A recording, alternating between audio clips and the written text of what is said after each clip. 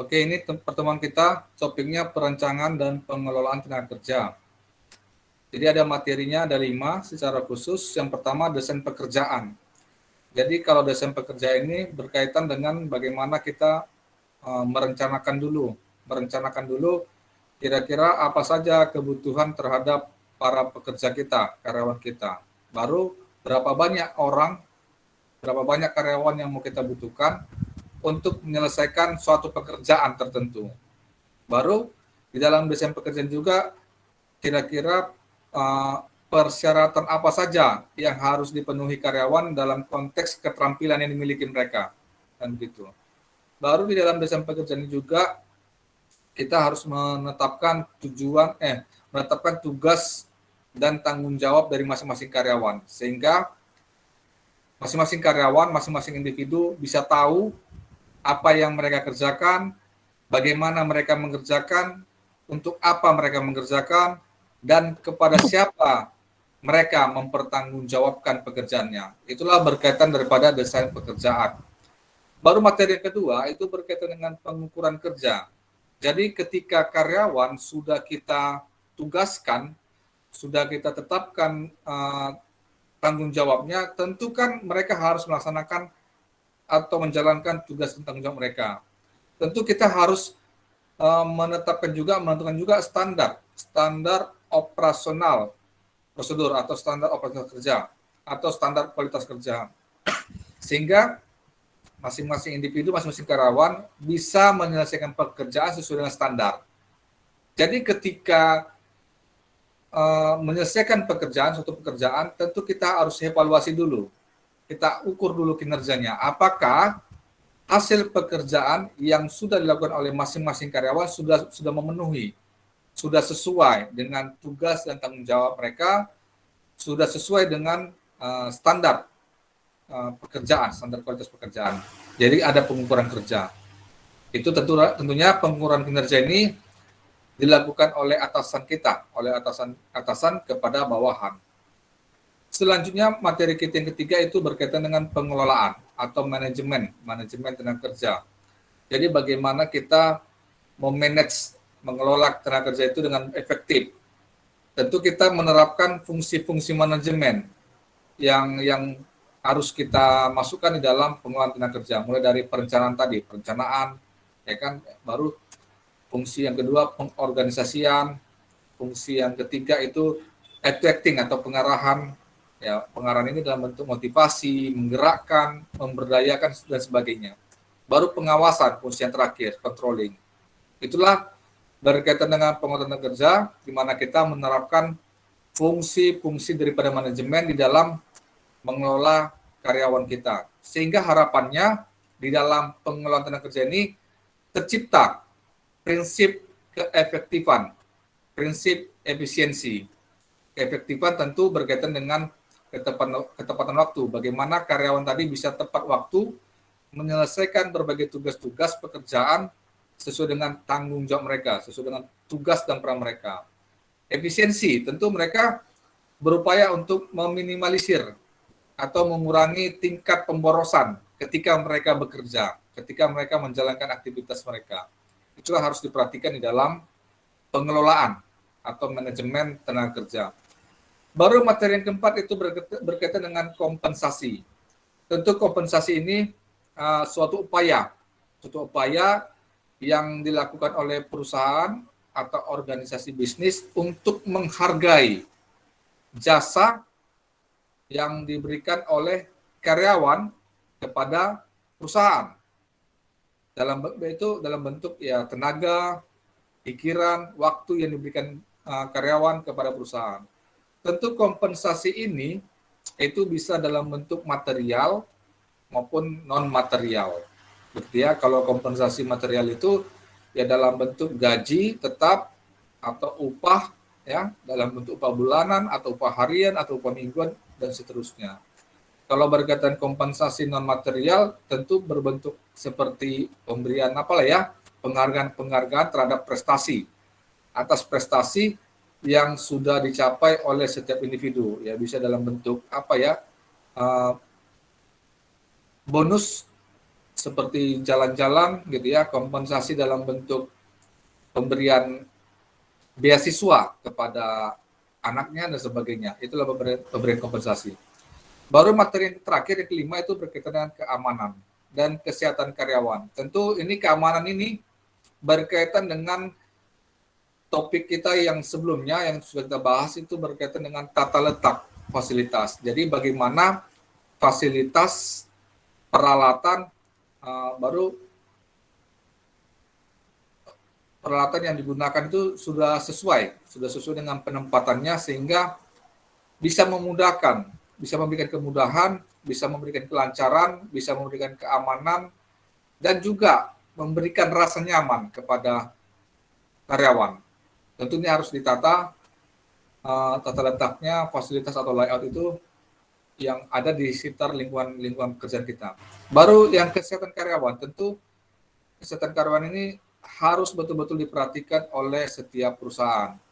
Dalam bentuk artinya perusahaan memberikan jaminan bahwasanya kesehatan karyawan itu harus dipenuhi.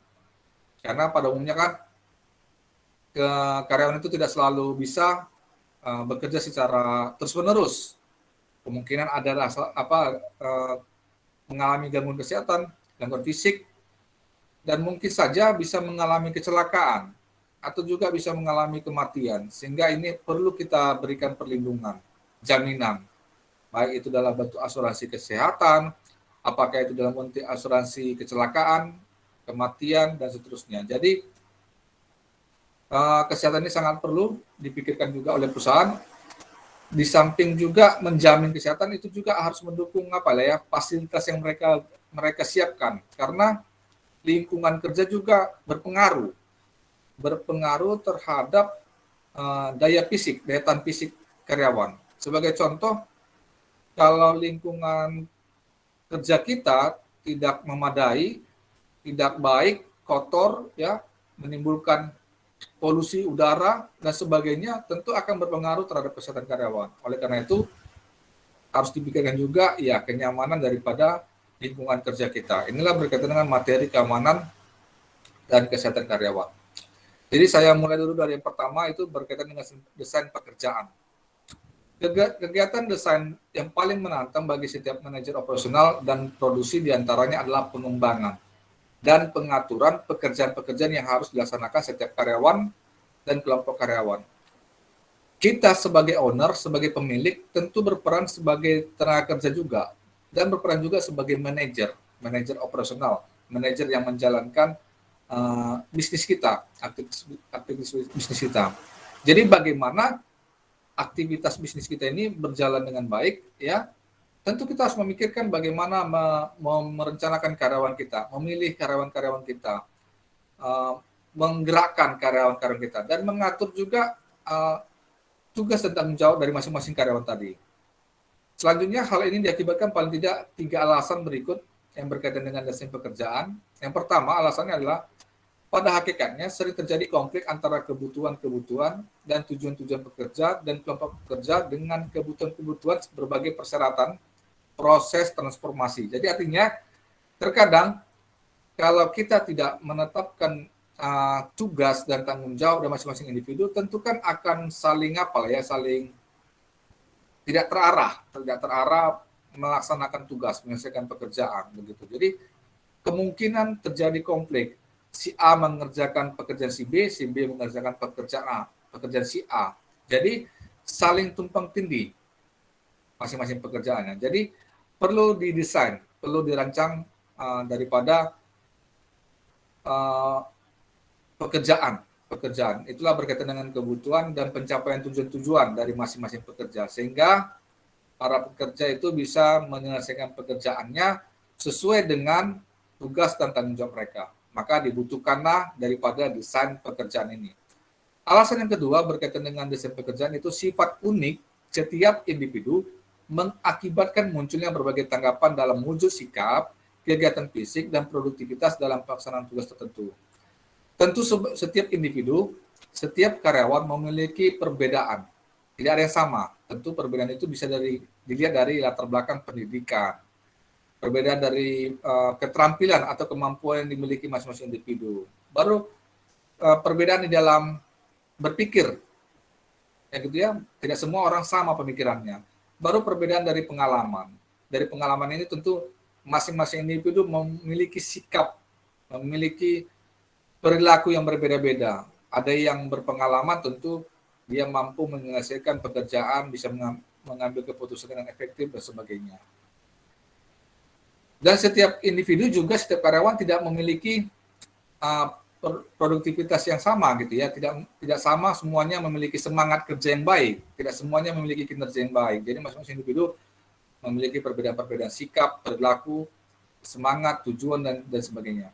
Yang ketiga, perubahan karakter atau sifat tenaga kerja dan pekerjaan itu sendiri yang membuat model-model tradisional perilaku kerja dan ketepatan pendekatan pengembangan kerja standar harus selalu dipertanyakan. Sebagai contoh, pada saat ini semua pekerjaan sudah mengarah kepada penggunaan teknologi tinggi, sudah menggunakan digitalisasi, sehingga model-model pekerjaan yang bersifat konvensional, yang bersifat tradisional, yang banyak menggunakan tenaga manusia, itu sudah perlahan ditinggalkan. Kan begitu. Kalau dulu, model tradisional yang banyak melibatkan tenaga manusia tentu kan banyak membutuhkan pelatihan-pelatihan untuk mendukung karyawan-karyawan supaya terampil. Sementara saat ini kan sudah banyak menggunakan teknologi canggih, sudah menggunakan mesin-mesin yang canggih, sudah menggunakan pendekatan teknologi-teknologi yang modern, sehingga sumber yang manusia kita katakan mulai sedikit digunakan, kan begitu. Jadi timbullah perubahan-perubahan dari model-model kerja. Kalau sekarang modelnya tersistematis, yang terotomatisasi kan gitu ya, sehingga manusia sebagai pengendali, sebagai controlling di dalam situasi yang model pekerjaan yang berteknologi. Itulah dimaksud dari perubahan karakter. Selanjutnya definisi dari desain pekerjaan yaitu sebagai fungsi penetapan kegiatan-kegiatan kerja seseorang, individu atau kelompok secara organisasional. Jadi desain pekerjaan itu secara sederhana menetapkan tugas dan tanggung jawab dari masing-masing karyawan sehingga mampu menyelesaikan beberapa tugas-tugasnya mereka guna mendukung pencapaian tujuan-tujuan daripada perusahaan. Selanjutnya, tujuan dari desain pekerjaan mengatur penugasan-penugasan kerja yang memenuhi kebutuhan-kebutuhan organisasi dan teknologi serta memuaskan kebutuhan-kebutuhan pribadi dan individual para pemegang jabatan. Selanjutnya, pengertian istilah pekerjaan dan bagian-bagian kegiatan lainnya dapat dirumuskan sebagai berikut. Yang pertama disebut dengan gerak mikro atau micromotion. Adalah kegiatan-kegiatan kerja terkecil, mencakup gerakan-gerakan elementer seperti meraih, menggenggam, atau meletakkan suatu objek. Jadi gerak mikro ini artinya semua orang melakukan ini. Semua orang melakukan aktivitas ini. Aktivitas meraih, menggenggam, meletakkan, dan seterusnya. Yang kedua, istilah daripada pekerjaan itu yaitu kedua elemen. Adalah suatu agregasi dua atau lebih gerak mikro. Biasanya dianggap lebih kurang sebagai kesatuan gerak yang lengkap, serta seperti mengambil, mengangkut, dan mengatur barang. Jadi ini juga bagian dari pengembangan daripada jenis gerak mikro. Dan ini semua juga dilakukan semua individu di dalam suatu perusahaan ketika dia melakukan aktivitasnya. Tentu semua orang pasti melakukan aktivitas untuk mengambil sesuatu, mengangkut atau mengangkat sesuatu, mengatur proses kerja, mengatur sirkulasi barang dan sebagainya. Baru yang pengertian ketiga itu berkaitan dengan tugas atau teks, adalah suatu agregasi dua atau lebih elemen menjadi kegiatan yang lengkap seperti menyapu lantai, memotong pohon, dan atau memasang kabel telepon. Nah, ini jadi peningkatan daripada jenis elemen. Jadi elemen itu sebagai suatu gerak ditingkatkan menjadi suatu tugas tertentu yang pasti mendukung bagian daripada tugas tanggung jawab seorang karyawan.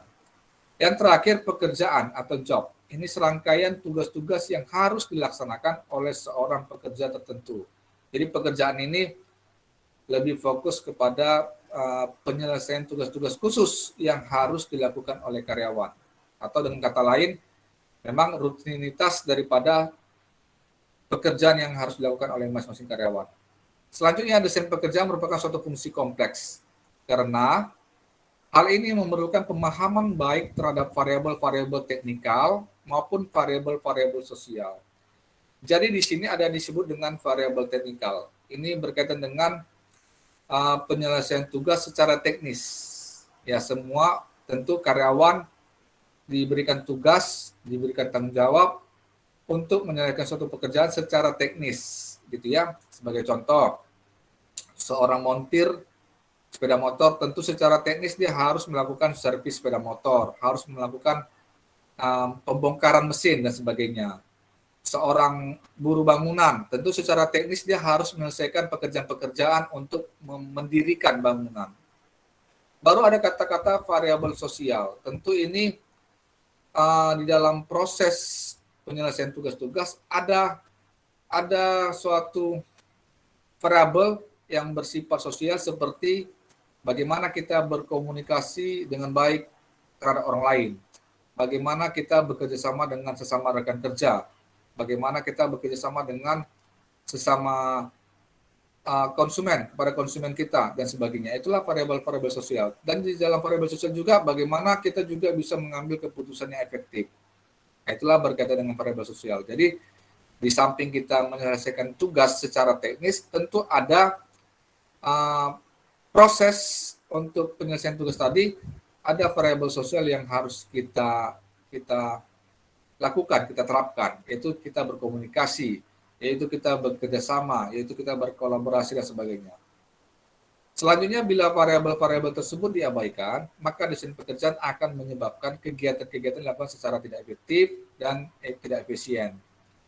Di samping itu, desain pekerjaan harus menetapkan berbagai faktor yang mempengaruhi struktur pekerjaan akhir.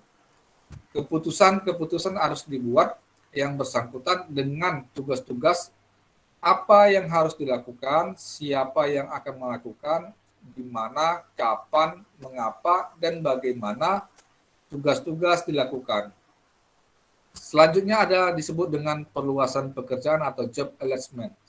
Memang di dalam teori manajemen sumber daya manusia ada dibahas tentang job enlargement.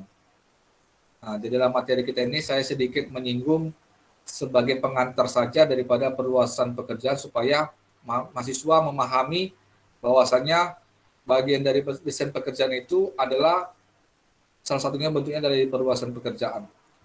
Perluasan pekerjaan berarti pekerjaan-pekerjaan diperluas secara horizontal melalui penambahan lebih banyak tugas kepada karyawan untuk meningkatkan variasi pekerjaan dan mengurangi sifat yang membosankan atau monoton pada pekerjaan. Tetapi bukan berarti meningkatkan pengetahuan dan keterampilan yang diperlukan untuk melakukan pekerjaan yang telah diperluas. Artinya, di dalam job enlargement ini, kemungkinan karyawan diberikan tugas tambahan oleh atasannya, diberikan tugas tambahan oleh perusahaannya untuk tujuan yang pertama bisa saja karena untuk menutupi atau memperlengkapi tenaga kerja yang kurang. Ada kalanya perusahaan itu memiliki keterbatasan tenaga kerja, sehingga dibutuhkan tambahan tenaga kerja. Oleh karena itu, daripada mereka merekrut karyawan yang baru, yang membutuhkan proses yang lama, kan gitu ya, kalau merekrut karyawan kan tentu memiliki proses yang lama. Sehingga untuk sementara, atasan kita bisa menugaskan karyawannya atau bawahannya dengan tugas tambahan, supaya menutupi tenaga kerja yang kurang. Itu alasan pertama. Yang kedua, kadangkala karyawan itu sifatnya bisa karyawan itu ada kalanya mengalami sifat yang membosankan karena pekerjaannya bersifat rutin atau monoton.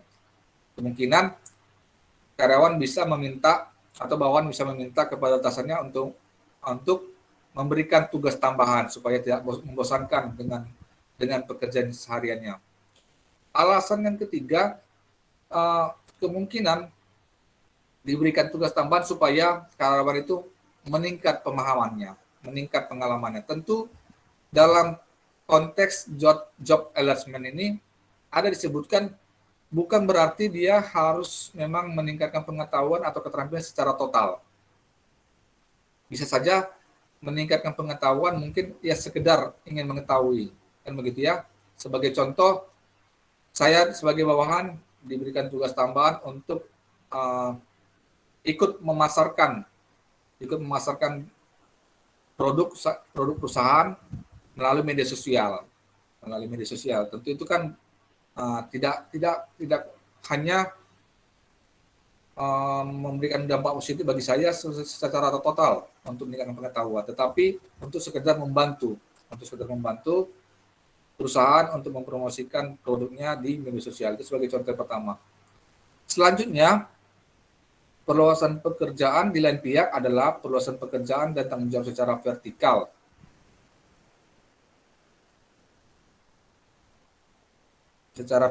Tadi secara horizontal, ini secara vertikal. Dan merupakan suatu perubahan yang direncanakan pada kegiatan-kegiatan pekerjaan untuk memberikan variasi yang lebih besar kepada seseorang yang memerlukan pengetahuan dan keterampilan lebih. Nah, jadi tadi di konteksnya job enlargement yang horizontal, ya tentu memberikan tugas tambahan tadi tidak harus meningkatkan pengetahuan atau keterampilan karyawan. Tetapi dalam konteks ini, perluasan pekerjaan atau job enlargement yang bersifat vertikal itu berupaya untuk supaya meningkatkan pengetahuan dan keterampilan karyawan secara lebih. Ini sebagai contoh, kalau saya sebagai karyawan atau staf di salah satu divisi pemasaran, yang tentu saya menjalani pekerjaan, menjalani tugas dan tanggung jawab untuk area pemasaran. Tetapi kemungkinan pimpinan saya bisa menugaskan saya di bidang keuangan, di divisi keuangan. Hal ini tentu akan memberikan dampak positif bagi saya, sehingga saya bisa meningkatkan pengetahuan atau keterampilan saya di bidang keuangan. Inilah yang job enlargement di bidang vertikal, secara vertikal. Selanjutnya, perluasan kerja secara vertikal diterapkan untuk dapat memberikan kepada karyawan kepuasan lebih besar dan kesempatan bagi perkembangan pribadi. Para karyawan diberi kesempatan untuk berpartisipasi dalam perencanaan, pengorganisasian, dan pengawasan pekerjaan mereka di samping pelaksanaannya. Ya tentu di dalam perluasan kerja secara vertikal, seorang karyawan, seorang bawahan bisa diberikan kesempatan untuk bagian daripada manajemen perusahaan, sehingga mereka diberikan kesempatan untuk melakukan perencanaan, diberikan kesempatan mereka untuk melakukan pengorganisasian, untuk mengatur sumber daya manusia, diberikan kesempatan mereka untuk melakukan pengawasan atau audit. Itulah berkaitan dengan perluasan secara vertikal yang tentunya bisa memberikan dampak positif guna meningkatkan keterampilan, guna meningkatkan pengalaman bagi karyawan secara total atau secara lebih luas. Selanjutnya berkaitan dengan sasaran desain pekerjaan, itu merupakan untuk menghemat tenaga manusia, menentukan campuran atau kombinasi antara karyawan dan mesin yang paling ekonomik, serta merancang pekerjaan sehingga dapat diperoleh jumlah kepuasan yang memadai. Jadi sasaran desain pekerjaan itu supaya tercipta keefektifan, supaya tercipta keefisienan di dalam suatu lingkup pekerjaan. Dan juga untuk mendukung karyawan supaya menyelesaikan tugas dan tanggung jawabnya sesuai dengan penempatan mereka, penugasan mereka. Itulah berkaitan dengan sasaran desain pekerjaan. Materi berikutnya itu berkaitan dengan pengukuran kerja.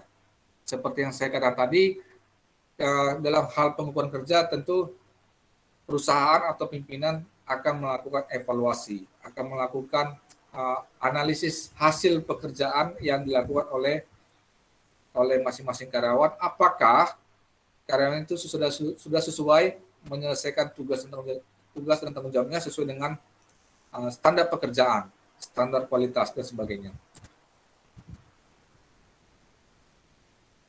Ini kita ada kegiatan operasional setiap perusahaan disebut efisien atau tidak, biasanya didasarkan atas lama waktu untuk membuat satu produk atau melaksanakan satu pelayanan jasa.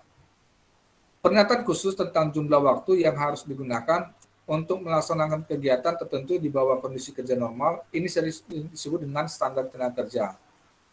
Standar-standar yang telah ditetapkan dan reasonable memiliki berbagai kegunaan, termasuk kebutuhan karyawan, penyediaan ukuran prestasi bagi organisasi, dan mempermudah operasional organisasi, misalnya dalam hal scheduling produksi.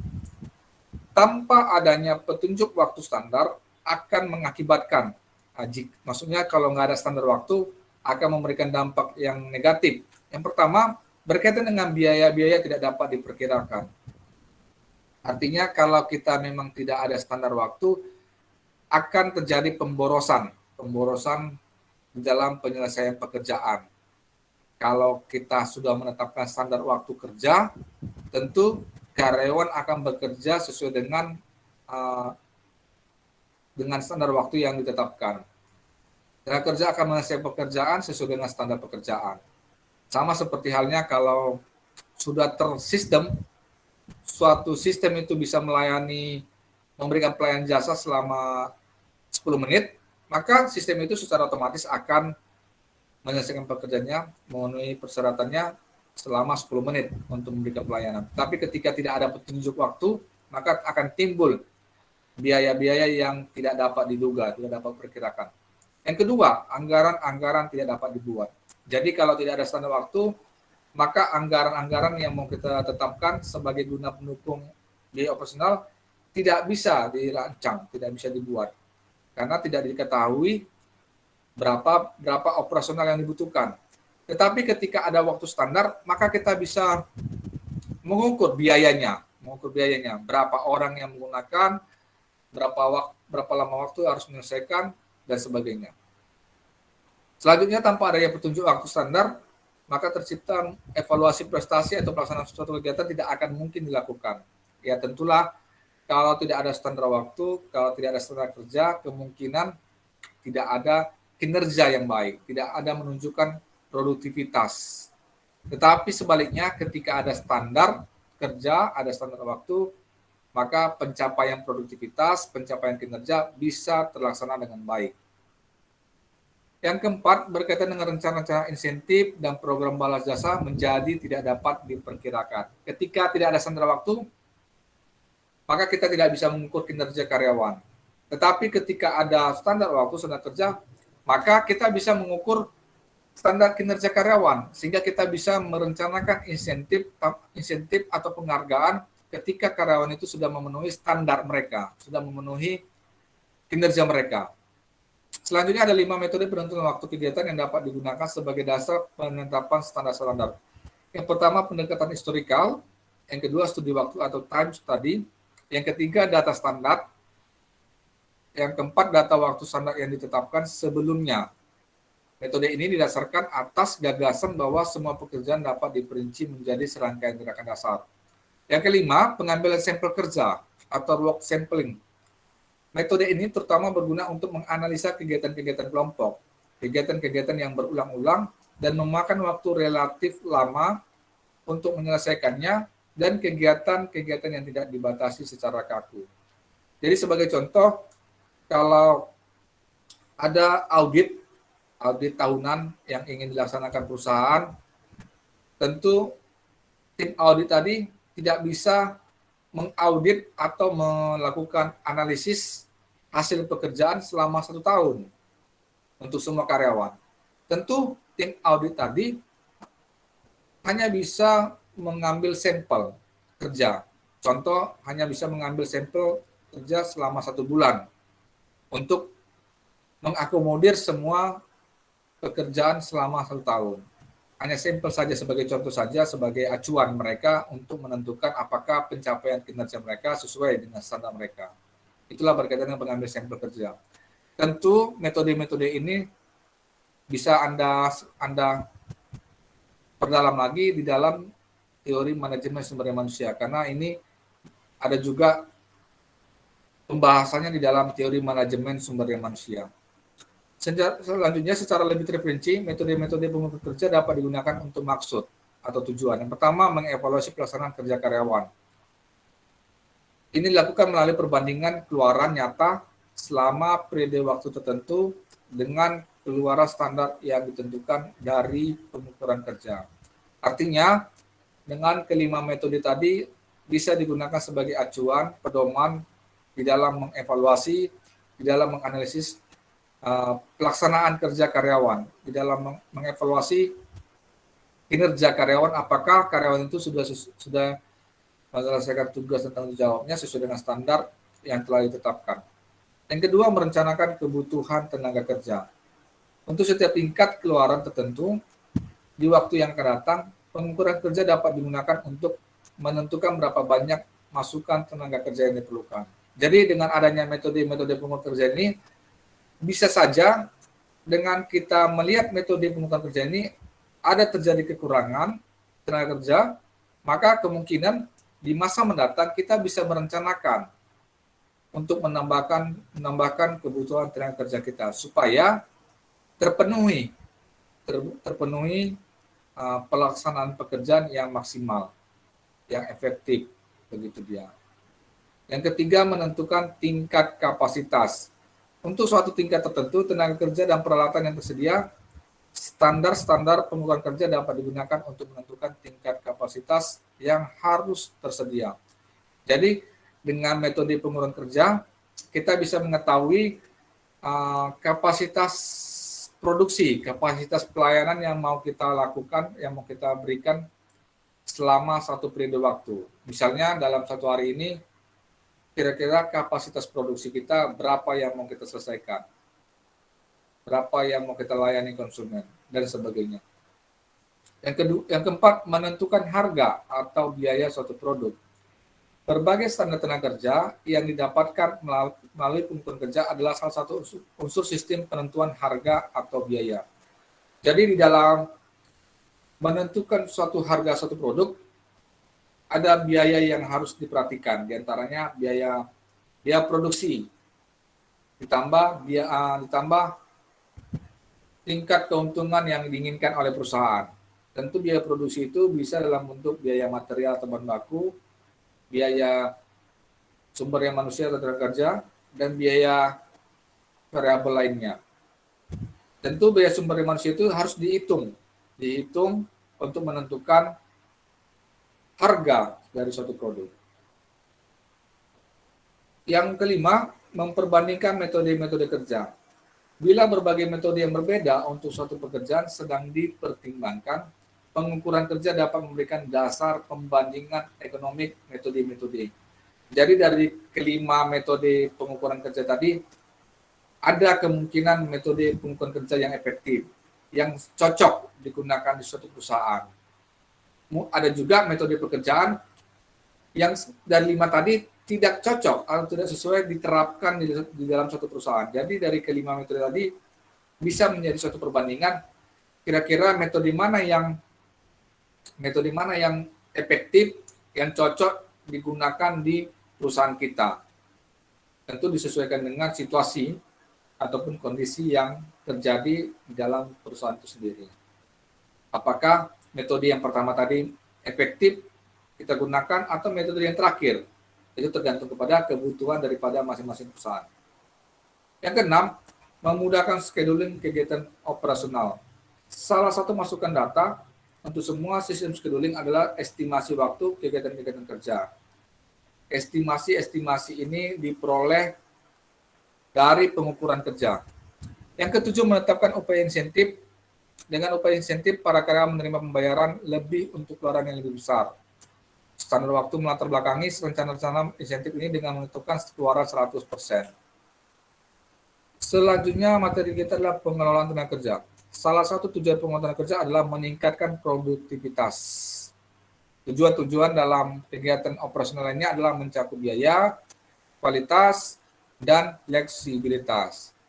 Tujuan manajemen tenaga kerja adalah mengoptimalkan pelaksanaan kerja karena adanya berbagai batasan yang melingkupi kegiatan operasional organisasi.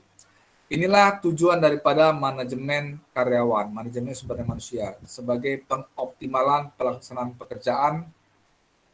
Ada kata batasan dalam suatu proses operasionalisasi yang dilakukan perusahaan tentu memiliki keterbatasan, baik keterbatasan sumber daya manusia, keterbatasan kualitas bahan baku, keterbatasan daripada kualitas mesin-mesin atau peralatan yang digunakan. Tentu bagaimana semua ini bisa berjalan dengan baik, saling berkaitan, saling berfungsi, tentu peran daripada manajemen sumber daya manusia ini sebagai bentuk pengoptimalan daripada pelaksana pekerja. Karena pada dasarnya, seperti yang kita bahas sebelumnya, sumber daya yang digunakan oleh perusahaan di dalam mendukung kegiatan operasionalisasinya, diantaranya adalah sumber daya manusia, sumber daya material, sumber daya bahan baku, sumber daya modal, sumber daya mesin atau peralatan dan sebagainya. Selanjutnya berbagai prinsip yang perlu diperhatikan dalam manajemen tenaga kerja. Yang pertama, memadukan karyawan dan pekerjaan. Prinsip ini mengandung arti bahwa setiap orang harus dipilih untuk pekerjaan-pekerjaan atas dasar berbagai perbedaan karakteristik dan preferensi individual. Jadi masing-masing karyawan harus ditempatkan, ditugaskan sesuai dengan latar belakang mereka. Latar belakang tentu berkaitan dengan latar belakang pendidikan, latar belakang keterampilan kan gitu ya, karena seperti yang kita bahas tadi, tidak semua orang memiliki keterampilan sama, tidak semua orang memiliki pengalaman yang sama, tidak semua orang memiliki pendidikan yang sama kan gitu ya. Jadi ada istilah the right man and the right place, tempatkan orang sesuai dengan yang mereka miliki. Yang kedua, menetapkan standar-standar pelaksanaan kerja. Standar-standar pelaksanaan kerja harus ditetapkan untuk semua pekerjaan agar tanggung jawab dan apa yang diharapkan dari para karyawan jelas. Jadi dengan ada standar kerja, tentu masing-masing karyawan bisa menyelesaikan pekerjaan sesuai dengan standar tadi, sesuai dengan waktu yang ditetapkan, sesuai dengan kualitas yang diharapkan, dan sebagainya. Yang ketiga, memberikan penghargaan atau prestasi kerja. Artinya ketika sudah ada pengelolaan sumber daya manusia yang efektif, tentu kemungkinan sistem penghargaan, sistem prestasi kerja itu semakin efektif. Yang keempat, menjamin supervisi yang baik. Seorang penyelia atau supervisor harus ahli baik dalam keterampilan teknologi maupun manajerial dan memiliki perhatian terhadap kesejahteraan dan rasa kejujuran dengan para karyawan secara individu tanpa melupakan pencapaian prestasi yang tinggi. Yang kelima, merumuskan secara jelas tanggung jawab karyawan. Bila tanggung jawab pekerjaan tidak jelas dan berubah-ubah, kemungkinan para pekerja akan frustasi. Hasilnya dapat berubah kualitas rendah, produktivitas rendah, dan konflik di antara individu-individu. Jadi seperti yang saya sebutkan tadi, dengan adanya standar kerja yang baku, yang tertulis, yang ditetapkan bersama, tentu masing-masing karyawan akan menjalani fungsi, peran, tugas, dan tanggung jawabnya secara efektif. Tanpa ada standar kerja akan menimbulkan kekacauan, ya kan? Kekacauan di masing-masing karyawan. Karyawan tidak tahu mau mengerjakan apa. Karyawan tidak tahu mau melakukan apa. Begitu kira-kira. Selanjutnya berkaitan dengan kompensasi. Kompensasi merupakan pemberian pembayaran finansial kepada karyawan sebagai balas jasa untuk pekerjaan yang dilaksanakan dan sebagai motivator pelaksanaan kegiatan di waktu yang akan datang. Jadi kompensasi ini sebagai upaya penghargaan dari perusahaan kepada karyawannya karena karyawannya sudah memberikan jasa. Jadi ada imbal jasa. Karyawan memberikan jasa, maka dihargailah jasa itu karena karyawan sudah memberikan waktu, tenaga, dan pikirannya kepada perusahaan. Tentu, dalam kompensasi ini harus diharapkan pemberiannya bersifat adil, merata, sesuai dengan kapasitas daripada masing-masing karyawan. Selanjutnya, dalam memberikan balas jasa, manajemen perlu memperhatikan prinsip keadilan yang dinilai secara relatif oleh para karyawan dengan membandingkannya di antara mereka. Perbedaan-perbedaan kompensasi dapat diterima pada karyawan bila didasarkan atas perbedaan tanggung jawab, kemampuan, pengetahuan, beban kerja, produktivitas, atau kegiatan-kegiatan manajerial. Jadi, di dalam pemberian kompensasi ini harus diperhatikan prinsip keadilan. Ya tentu pemberian kompensasi ini disesuaikan dengan tanggung jawab dari masing-masing karyawan. Karena setiap jenjang, setiap posisi tentu berbeda-beda pemberian kompensasinya. tidak samalah antara manajer dengan bawahan, tidak sama upah antara manajer dengan supervisor. Tentu juga berkaitan dengan pengetahuan atau kemampuan atau keterampilan dari masing-masing karyawan tidak sama masalah pemberian upah. Berkaitan juga beban kerja. Beban kerja ini tentu kan menimbulkan juga risiko. Kalau beban kerjanya ringan, tentu risikonya ringan. Kalau beban kerjanya tinggi, tentu risikonya akan tinggi juga.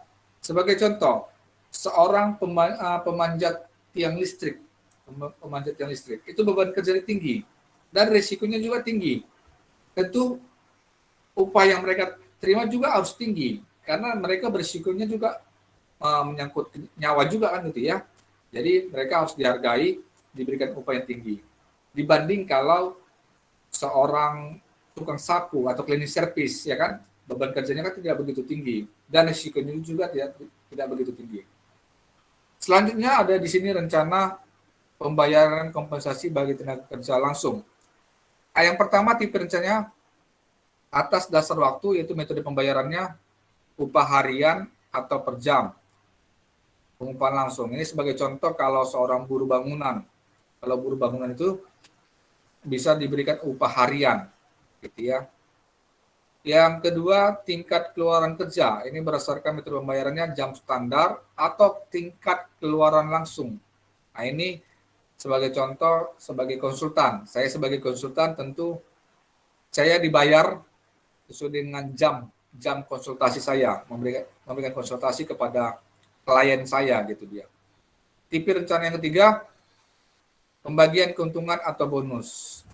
Metode pembayarannya ada bonus 100%, LC plan, Rowan plan, gain tax dan bonus plan, dan bisa juga berdasarkan hari kerja yang diukur. Ya, ini hampir banyak diterapkan oleh perusahaan-perusahaan yang bonafit. Ketika mereka memperoleh tingkat keuntungan, pendapatan yang tinggi atas penjualan produknya, mereka bersedia memberikan pembagian keuntungan kepada karyawannya dengan cara memberikan bonus kepada karyawan-karyawannya. Untuk metode pembayaran ini, Anda bisa mempelajari dari teori manajemen sumber daya manusia ya, seperti LC plan, Rowan plan, gain tax, dan bonus plan. Itu bisa Anda pelajari di buku manajemen SDM.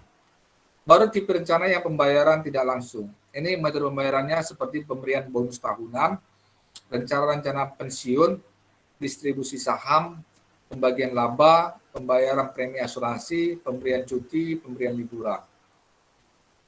Baru materi yang terakhir itu berkaitan dengan keamanan dan kesehatan karyawan.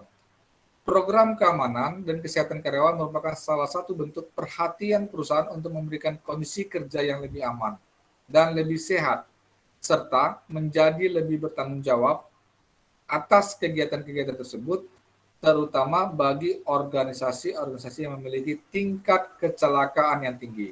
Ada kata tingkat kecelakaan yang tinggi. Ya tentu ini banyak perlu diperhatikan bagi perusahaan-perusahaan manufaktur yang menghasilkan produk dalam bentuk barang. Karena pada umumnya perusahaan manufaktur ini kan menggunakan peralatan, menggunakan mesin-mesin yang mendukung kegiatan produksi mereka.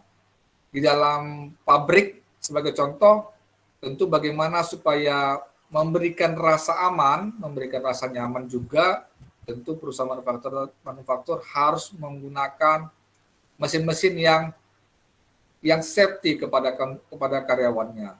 Dan situasi atau kondisi lingkungan kerja harus juga memberikan rasa aman, rasa nyaman bagi karyawannya, sehingga bisa meminimalisir kemungkinan tingkat kecelakaan, bisa meminimalisir kemungkinan jadi mempengaruhi kesehatan fisik daripada karyawan. Selanjutnya, program-program keamanan dan kesehatan karyawan dapat dilakukan dalam berbagai bentuk. Yang pertama, membuat kondisi kerja aman, seperti dengan membeli atau mempergunakan mesin-mesin yang dilengkapi alat-alat pengaman, menggunakan peralatan-peralatan yang lebih baik, mengatur tata letak pabrik, dan penerangan sebaik mungkin, penanganan ruang kerja yang nyaman, dan menggunakan petunjuk-petunjuk dan peralatan-peralatan keamanan. Jadi, untuk bisa mendukung keamanan di dalam menggunakan mesin-mesin, pihak perusahaan bisa membuat rambu-rambu atau petunjuk-petunjuk penggunaan peralatan-peralatan sehingga bisa meminimalisir kemungkinan terjadi tingkat kecelakaan ketika menggunakan peralatan-peralatan atau mesin-mesin yang ada di sekitar pabrik. Yang kedua, melakukan kegiatan-kegiatan pencegahan kecelakaan dengan mengendalikan praktek-praktek manusia yang tidak aman. Pencegahan ini dapat dilakukan dengan mendidik para karyawan dalam hal keamanan. Artinya, perusahaan bisa memberikan sosialisasi, bisa memberikan pemahaman kepada karyawan-karyawan untuk mendukung keamanan dan kenyamanan karyawan. Bisa dalam bentuk pemberitahuan akan larangan-larangan tertentu ketika menggunakan atau mengoperasikan mesin-mesin. Dan juga bisa mendukung keamanan karyawan dengan memberikan perlengkapan yang melekat di tubuh karyawan. Kan begitu ya, seperti baju perlengkapan yang mendukung safety, keamanan, helm, sepatu, sarung tangan, masker dan sebagainya. Itu sebagai pendukung untuk memberikan rasa aman bagi tubuh karyawan secara fisik. Yang ketiga, penciptaan lingkungan kerja yang sehat untuk menjaga kesehatan para karyawan dari berbagai gangguan penglihatan, pendengaran, kelelahan, dan lain sebagainya. Penciptaan lingkungan kerja ini yang sehat secara langsung akan mempertahankan atau bahkan meningkatkan produktivitas. Jadi semakin baik lingkungan kerja, maka kemungkinan akan tercipta suatu produktivitas, akan tercipta semangat kerja yang baik. Baru yang keempat, perusahaan dapat memberikan pelayanan kesehatan dengan penyediaan tenaga kesehatan perusahaan dan klinik kesehatan milik perusahaan. Jadi untuk perusahaan-perusahaan yang manufaktur bisa membangun klinik atau membangun rumah sakit bagi karyawan mereka sendiri. Hal ini bisa memberikan pertolongan pertama apabila terjadi kecelakaan ketika karyawan melaksanakan operasionalisasi di dalam pabrik. Sepertinya itu saja yang bisa saya sampaikan di dalam materi ini. Lebih lanjut, silakan Anda baca sesuai dengan isi materi. Kalau ada yang mau kita diskusikan, saya berikan waktu kepada kita